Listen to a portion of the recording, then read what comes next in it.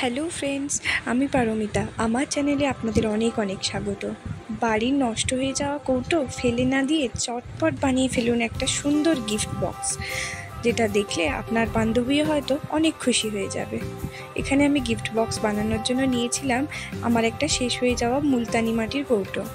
এই কৌটোটা ভালোভাবে আমি প্রথমে একটা আঠা নিয়ে নিয়েছিলাম, আর নিয়েছিলাম আমি কিছুটা পাটের ব্যাগ বানাতে গিয়ে পাট বেশি হয়েছিল, সেই পাটটা। তো পাটটাকে আমি প্রথমে বিনুনি করে নিয়েছিলাম, দেখতেই পাচ্ছেন। এরপর আঠা দিয়ে চেপে চেপে ওই কৌটোর গায়ে ভালোভাবে পাটটাকে বসিয়ে নিয়েছিলাম। আপনারা একটু বেশি আঠা ইউজ করবেন। আমি এখানে অল্প আঠা দিয়েছি যাতে করে পাটটা খুব সুন্দরভাবে ওই কৌটোর গায়ে সেট হয়ে যায়। এইভাবে পুরো পাটটাকে রাউন্ড করে করে আপনারা ঘুরিয়ে ভালোভাবে বসিয়ে নেবেন। এখানে আপনাকে চাইলে কিন্তু সুতলি দড়িও ইউজ করতে পারেন, সেটাও খুব সুন্দর দেখতে লাগবে। এরপর পেছন দিকটা কভার করার জন্য একটা কাগজ নিয়ে প্রথমে আঠা দিয়ে কাগজটাকে বসিয়ে দিয়েছিলাম, তারপর কাঁচি দিয়ে সাইজ করে কেটে নিয়েছিলাম।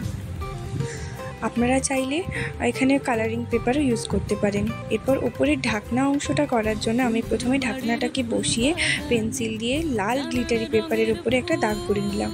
এরপর সেটাকে সাইজ করে কেটে ঢাকনার উপরে আঠা দিয়ে চিটিয়ে দিলাম। তারপর ঢাকনার যে সাইডটা সেটাকেও আমরা সুতলি দড়ি দিয়ে কভার করে নিলাম। এরপর পিঙ্ক গ্লিটারি পেপার দিয়ে লাভ শেপে কেটে কৌটোর সাইডটা সুন্দর করে ডিজাইন করে নিলাম। আর অল্প একটু আমি ফেব্রিক কালার ইউজ করেছিলাম, আমার ইচ্ছে হয়েছিল তাই। আপনারা চাইলে নাও ইউজ করতে পারেন।